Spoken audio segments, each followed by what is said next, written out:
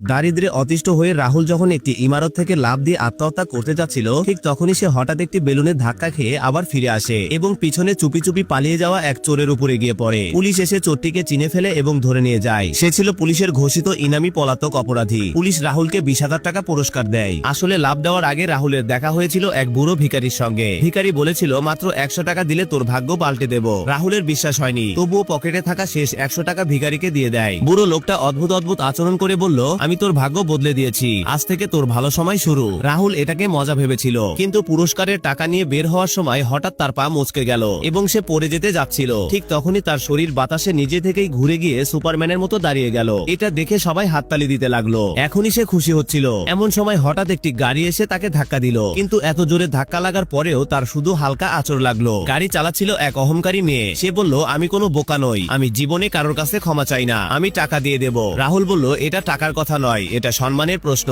মেয়েটি বলল, 300 না 60,000। ছেলেটি বলল, সম্মানের কোনো দাম নেই। মেয়েটি বলল, 1 লাখ টাকা দেব। কিউআর কোড খোলো, এখনই ট্রান্সফার করছি। এই কথা শুনে রাহুলের মুখ বদলে গেল। আরে দিদি, এই তো কথা, মাফ করে দিলাম। এইভাবে রাহুল আরো 1 লাখ টাকা কামিয়ে নিল। বাড়ি ফিরে সে দেখলো তার বোন আর দুলাভাই এসেছে। মা ভয় পেয়েছিল, রাহুলের বদকপাল যেন মেয়ের গায়ে না লাগে, তাই তাকে আলাদা করে বসালো। রাহুল বলল, আমার ভাগ্য বদলে গেছে। সে পুরো ঘটনা খুলে বলল। মা বিশ্বাস করলো এবং তাকে টেবিলে বসতে দিল। কিন্তু সে বসতেই চেয়ারের পা ভেঙে গেল, সব খাবার মাটিতে পড়ে গেল। মা রেগে গিয়ে বলল, তুই তো জন্ম থেকেই অপয়া। শেষমেশ সবাইকে লুডুস খেতে হলো। ঠিক তখনই কয়েকজন লোক ঘরে ঢুকে পড়লো। জানা গেল বোন তার সন্তানের চিকিৎসার জন্য 50 লাখ টাকার ঋণ নিয়েছে। বাড়ি বিক্রি করলেও এত টাকা হবে না। সবাই ভেঙে পড়লো। তখন রাহুল এগিয়ে এসে বলল, এই টাকা আমি দেব। সবাই ভাবলো সে পাগল হয়ে গেছে। তার ভিখারির কথা মনে পড়লো। সে ইচ্ছে করে দেওয়ালে মাথা ঠুকতে লাগলো, যেন ভাগ্য জেগে ওঠে। কিন্তু কিছুই হলো না। বাড়ির লোকজন ভয় পেয়ে গেল, যদি সে মারা যায়। এদিকে লোকগুলো অস্ত্র বের করলো। ভয়ে রাহুল পিছিয়ে গেল এবং একটি বোতলের উপর পা পিছলে পড়ে গেল।